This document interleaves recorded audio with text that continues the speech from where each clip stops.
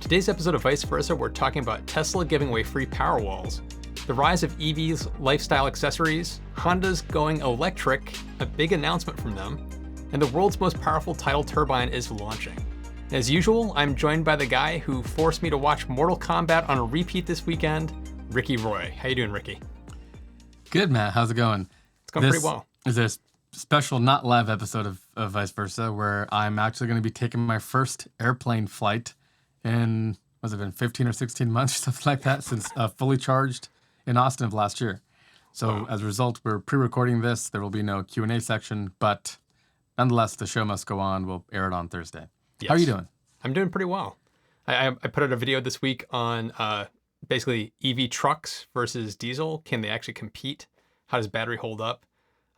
It's something that's been in the back of my mind for a long time of just like, well, how well will they stand up? It's like they claim it's going to have 300 miles or 400 miles of range, but it's going to be towing 80,000 pounds. How does that work? So I looked into it. It's an interesting topic. I'm pretty sure you're interested in that too. A topic very near and dear to my heart because I want to eventually get my Cybertruck and get a trailer and do some like U.S. touring and just take like maybe a couple of months and see the country. So I'm really curious how much does 500 miles of range, what changes when you start towing stuff. So very good video. I saw it this morning. Definitely worth checking out.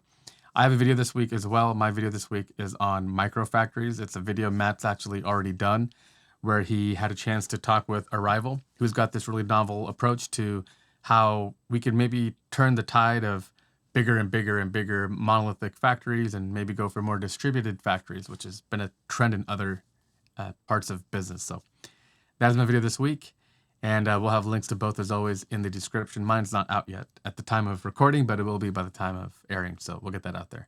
Shall we get started? Yeah, let's get started. So for the first story, we're going to circle back to the big news of the past few weeks when it comes to Tesla Solar. Tesla just had their quarterly kind of recap, and in that recap, Elon admitted that they grossly miscalculated how much it was going to cost to install solar roofs, which is why the prices went up. It wasn't that they were just arbitrarily increasing the prices. It was because they were refactoring how they actually calculated them to make them more accurate, which is why it happened. Which leads into the related story, which is Tesla has started offering free Powerwalls to people who got the big price increases on their solar roofs as a big kind of mea culpa and an apology for all of that kind of stuff shaking out. The one interesting note about this, of the reporting, is that the only people that are seeing this right now are people that had their costs go up between like $9,000 to $12,000 for the increase of costs. So if you had your solar roof cost double, which a lot of people did, I know somebody personally who had theirs go from $50,000 to over $90,000. They're not getting this offer, probably because the gap is just too big to overcome. But if it's somewhat close, it's looking like they've been giving people free Powerwall offers. This is just, it comes back to the whole thing for me of, I can't believe they did not, one, they didn't see this coming, that they didn't understand that installing a roof is going to be a very difficult thing to do and to calculate, and you can't just kind of have a one-size-fits-all kind of pricing scheme on a website. That surprises me. And then the other side of it is they don't have like a dedicated communications department or PR department. And if there were people that this was their job, they would have been looking at this ahead. So before the announcements came out, they could have gotten ahead of it and maybe had stuff like this lined up and ready to go to try to mitigate this issue of just kind of like, oh yeah, your solar roof just went up by $50,000 or $20,000. Having the messaging prepared would have avoided this entire debacle over the past several weeks. I bring it up again. It's communications is Tesla's Achilles heel. They have to get better at this. They have to, or it's just going to bite them in the butt, and it's going to cause people to lose faith in them slowly over time. It's going to erode that trust in the company. And I obviously don't want to see that happen. So it's like they need to get better at communications. What is your take on all this? Yeah, it's a really, really interesting take on it. If they had a communications, like a PR division, then even installers who've been saying this, like I think I saw in your video and in mine, Good Faith Energy in my case and Weddle and Sons in your case, both installers told us, you know, we have customers telling us, hey, we got a quote from Tesla for $50,000. but it'll take 9 months. You guys could do it next month, but your quote is 70,000. What gives? And they kept telling them, this is what it'll cost. And I think they were making this information known to Tesla, but there's no department to, it's like writing a letter in the mail, and there's no address to ship it to. So if there was a department who could be like, interesting, so you're saying that our website is saying this, but really in your heart of hearts, if you were to break this down, pay your cost, pay your people, disposal, all of it, the cost really comes out closer to here. Interesting. Maybe we need to retweak this, and they could take this to the guys who do the calculators on their website and shuffle. But there is no such department, which I think I'm with you. As you said the same thing last week. I really think they should probably man at least like a little skeleton crew of people who could get this feedback, because this wouldn't have been news to them if they just opened their ears. Mo, the CEO of Good Faith Energy that I spoke with, he kept saying this for months, and so this isn't a new message. It's just maybe just finally the realization of it all is happening. Yeah, I liken this kind of to, have you ever installed like flooring or things like that? No. No. So I did this like click style flooring. So they have little grooves and they just kind of click into place. Really awesome. It's just a normal wood floor. I've had it in for 5 years. It looks perfect. But installing it is a lot like this roof. Each piece goes in unbelievably quickly. You're flying. You're like, oh, I'm gonna be done with this in time for lunch, right? Yeah. But then you grind to a halt at the end, because now you have to take a piece and you flip it around and you get it to the edge and you make sure you have enough gaps. You leave for expansion and contraction, which roofs have all this built into it. You might make a little mark, and then you take it outside and you're walking all the way outside, make one cut to check. Nope, a little bit more, go back out. And so like 90% of it happens like that. And then the edges, the little parts around door openings and little protrusions, all the specialty work that happens there is like 80% of the time. This is exactly the sort of thing. If you just look at like area, and you can say, oh, there's N square feet, let's go. That tells you nothing when there could be protrusions, or some roofs are just very simple and plain. They're just big, flat, open spots. Others have a ton of little. So these are the kinds of things, I think they'll figure this out. This wave of PR they're getting is bad, but the product is still fantastic. We've both covered this thing. It's such a cool thing. And don't tell me, Matt, if you didn't have a roof or solar, like I have a roof and solar, you wouldn't want that. I know I would. I would love it. I don't know if I can afford it. I can't afford it right now, but yes, I would love it. But man, I would want it. Right. Yeah. So I hope this wave of kind of passes them by. The news cycle forgets about it, and I hope they learn from this. And I think there is some very concrete things that they could do. Kind of to your point about get this feedback and have a team that's out looking for this to be able to catch this stuff early. So hopefully this will be the last of it. I know it kind of sucks for everybody who had to wait for this, but new products, and hopefully they do get better at this. Yeah, I agree. Next up? Yep, next up. All right, so next up is something that I've been really wildly fascinated and interested in lately. I've been looking at doing some sort of a little adventure, and here in the U.S., we take for granted how huge the country is, and we have a couple of electric pickup trucks about to hit the market. So these next two stories about that. This one is about Rivian introducing a whole new slew of really awesome first party, I guess in this case, accessories for their R1T pickup and the R1S SUV. This is a little camper on top of the bed in the case of the R1T. There's also the equivalent, kind of an overlanding camping setup for the top of the R1S. This means you can leave all the interior space for cargo, all that you're carrying with you, and at night you just pop up this little pop-up tent. You have a little stairway up, and you can overland in it. Overlanding is a really cool concept, and it makes me think of the Toyota 4Runner and the Toyota Tacoma, which are two popular things. The Toyota 4Runner is one of those. I had a friend from college who took a Toyota 4Runner and did exactly this. They went all the way to Patagonia in South America. And oh, wow.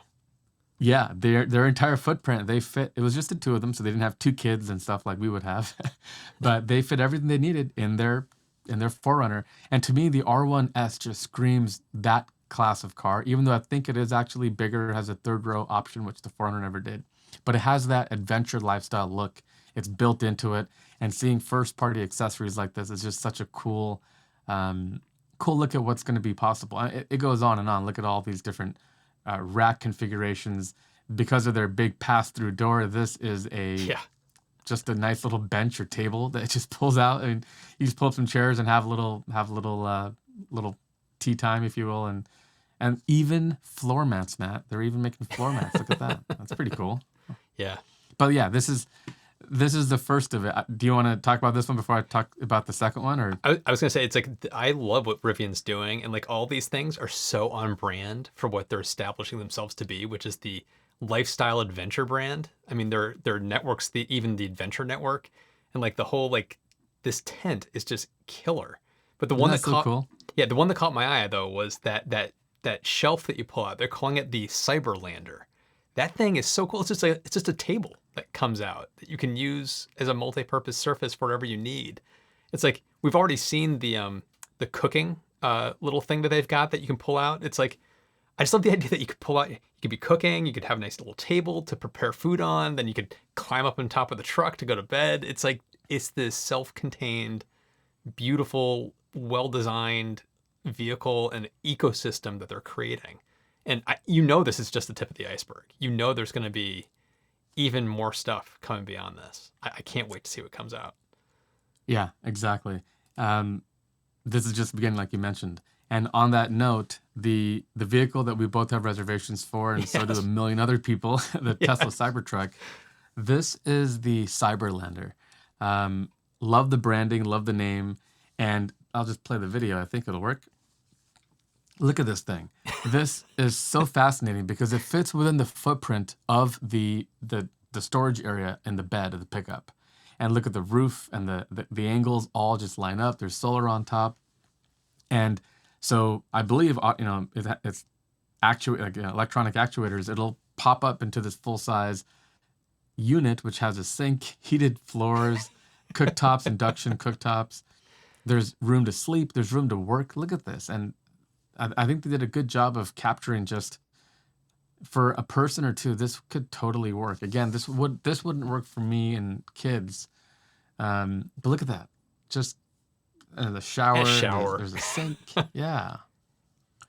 And they mentioned, now you know had a really cool interview with the CEO of this company, and they asked him questions like, where does the water go, and where do some of these kind of systems, how would it work?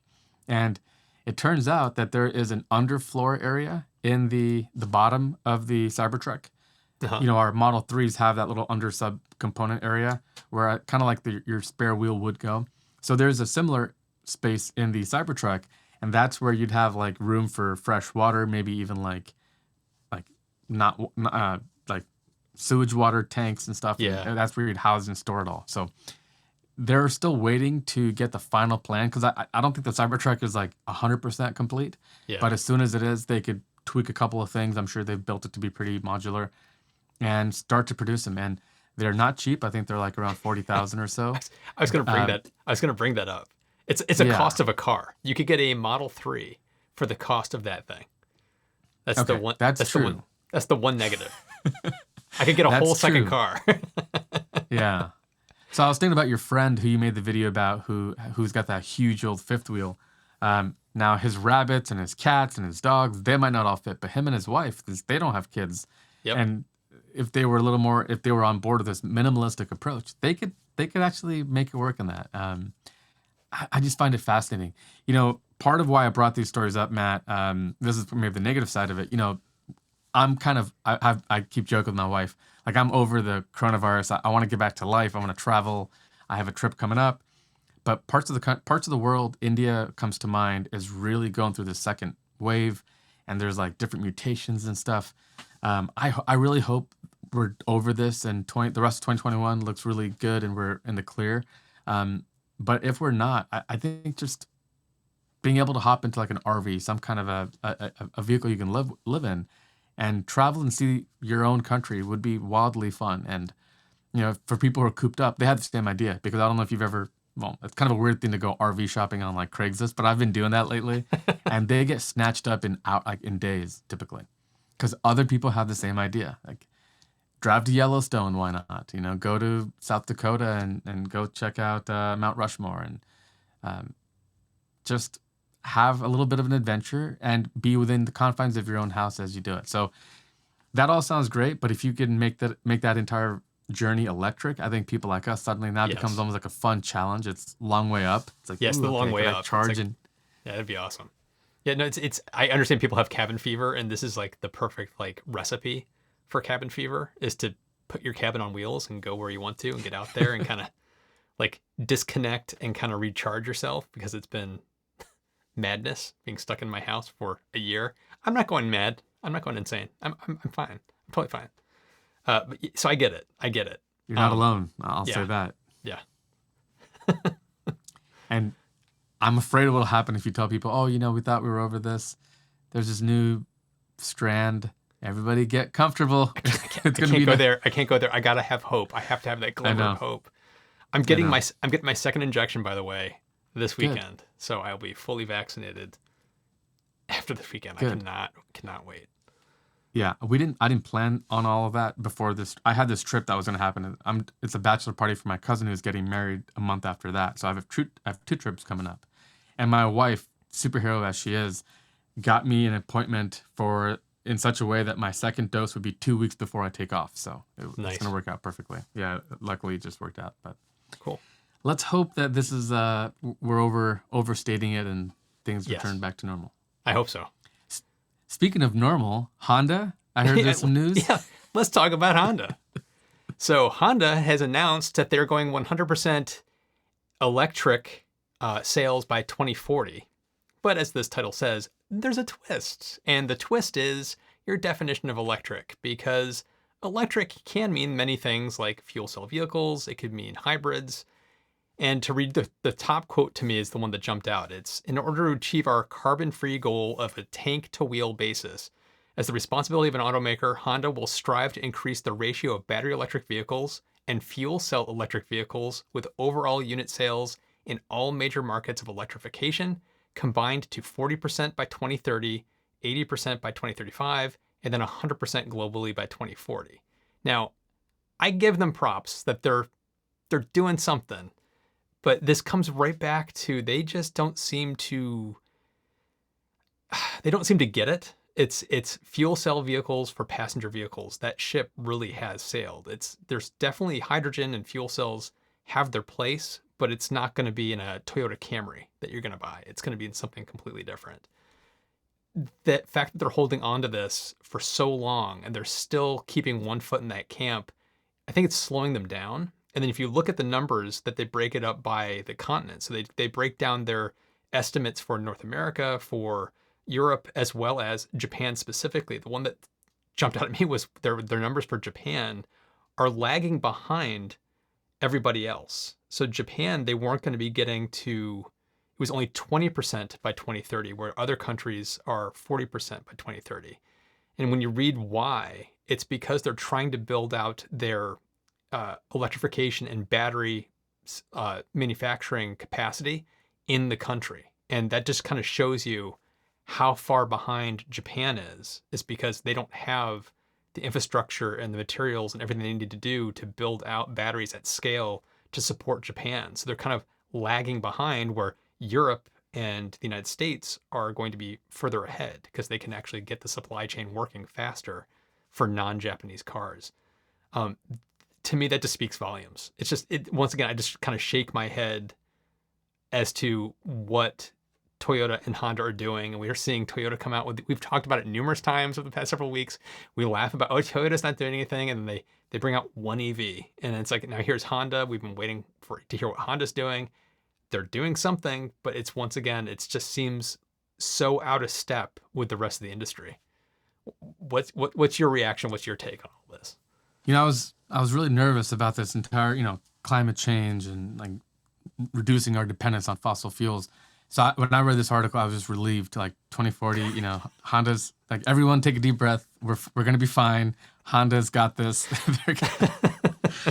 No, this is it's kind of absurd. Projecting out to 2040 to me almost seems embarrassing. I read this like, Honda, I think it's cute. You think you're gonna be around in 2040 if this is the kind of your approach. Because if not in the very distant future, in a couple of years, like, gasoline cars are gonna just seem silly in comparison to what you get when you switch over to electric. And what really bugs me is their projections. They're they're doing this game, right? It's let's get through the next 10 years, and their numbers are really meager. 20% you mentioned in Japan, 40 like worldwide, which is very, very low compared to most other companies and what they've said they'll do. Forget about Hmm. action. And they're really saying, oh, but by 2035, we'll scale it up to 80, and by 2040, it'll be 100%. Um, I guess that it sounds reasonable or realistic, which is okay, but I think at this point, you have to have a little hustle and you have to do something kind of different. I had an interview with Sandy Monroe today to talk about a future video that I'm going to publish, and he had a really good insight into why these legacy makers seem like they're just so slow to react. We were talking about the Gigapress, for example, that they're using for the Model Y, the rear assembly, and for the Cybertruck, it's that casting is going to grow even bigger, and the machine is an 8,000-ton Gigapress. We've covered this in previous episodes. And I asked, if Tesla's doing this, like, why isn't General Motors or Volkswagen? And he was saying, well, they have factories where they've spent hundreds of millions of dollars on end stamping machines and assembly lines and welding machines and all of this stuff. So you're telling them, okay, you've already spent $100 million to make cars today. Now, why don't you go change that to go buy this other machine to go do this to then have a car? It's not sexy. Like, no one will see it. No one's going to go, oh man, I love this unibody casting. I can really feel the difference. Like, no one's going to notice it. So companies are just, they have the wrong incentive structure. Like, they've already built gas cars. They've already built them the old way. So it's just the innovator's dilemma kind of all over. So, Yeah. Honda's even more bizarre because they're saying they're going to use General Motors Ultium Yeah. platform to launch a couple of cars, which, to be fair, that's how Honda introduced their first SUV. The Honda, I think it was called the Passport back in the day. It was Hmm. just a rebadged Isuzu Rodeo. So they were like, we don't make SUVs. Let's see how it does. It did really well, and now, all their cars are SUVs. So maybe it's the Japanese are a very conservative bunch. We've talked about this. I'm trying to be optimistic, but the whole story just kind of smells like, okay, so every other company has announced their targets, and now you feel the need to do them, and yours are just pitiful in comparison. Yeah. So where does that leave you? At least you've spoken, I guess. I don't know. Yeah. Not a lot happening for us to be talking about from the Japanese, I guess. But Yeah. yeah, No, that's kind of the nature of it. it's sad.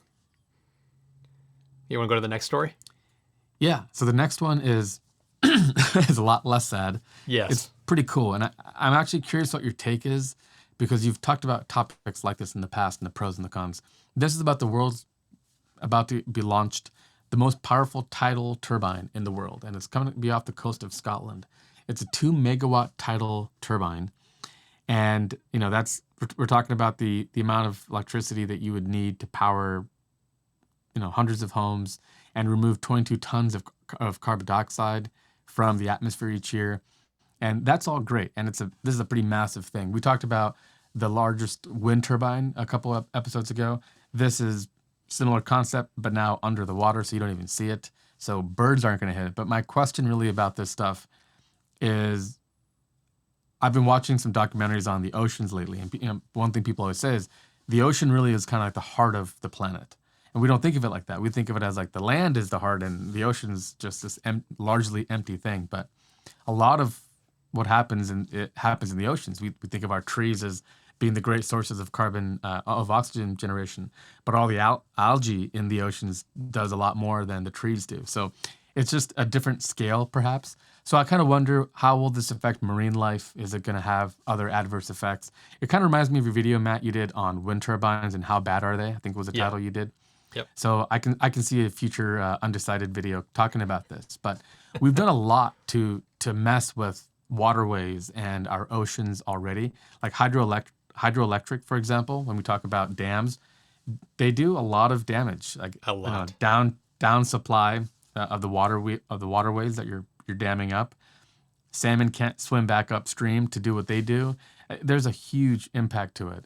We think of it as a clean energy, but some of these forms of clean energy have a lot of adverse side effects. And this one, I mean, we're talking about, meter long turbine spinning at some RPM.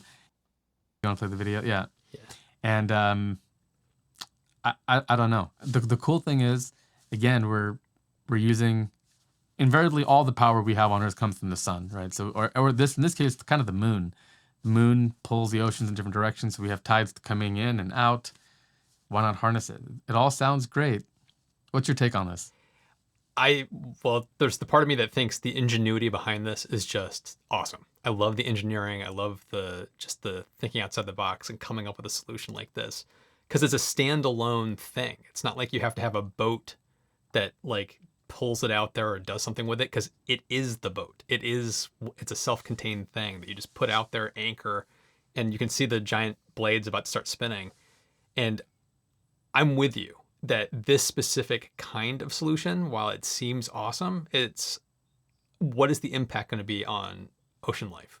Because this, some of the things I was looking into when I was looking into hydroelectric dams, it's like there is technologies where it is very safe for the environment, for animals to not get hurt in blades like this that are spinning.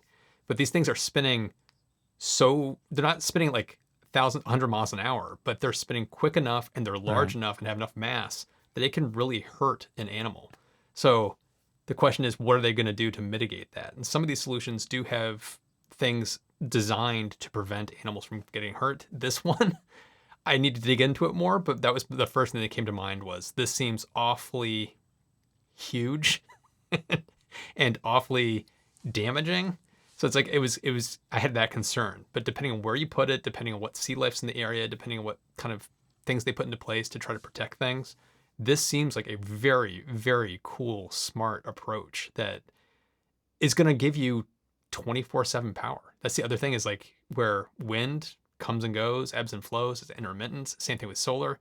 This kind of stuff, you can count on it pretty much producing something 24/7. So it's part of the mix is what I think makes this so appealing and interesting.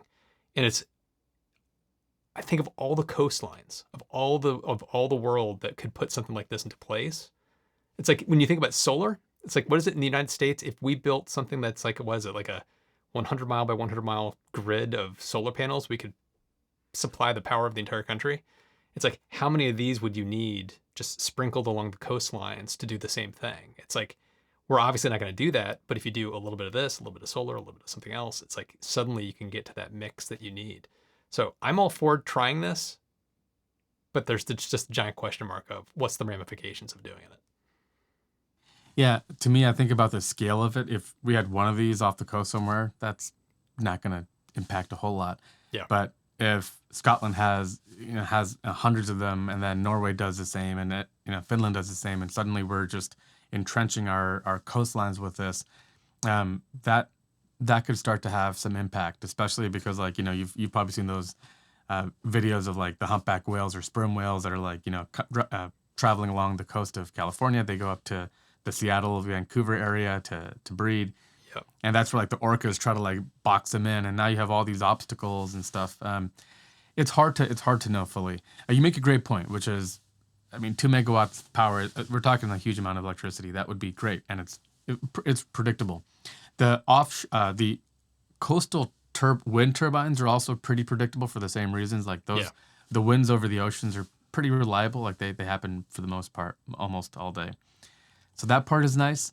Also, I think maybe an aspect of this, and I'm curious what you think about this. Maybe I've been watching too many documentaries lately. That's probably true. But one of the things that a lot of people are bringing up to think about is like the next great shortage or commodity or war will be for water, because we are rapidly using up all our fresh supplies. We're sucking aquifers dry, and we've got all kinds of issues with contaminating groundwater. So one of the things we probably need to all be thinking is we got to start getting like desalination on a large scale. Mm-hmm. And so you can couple that with something like this to power the huge amount of energy you need to do desalination, and then couple that with like lithium mining, maybe from the runoff that you evaporate off from desalination.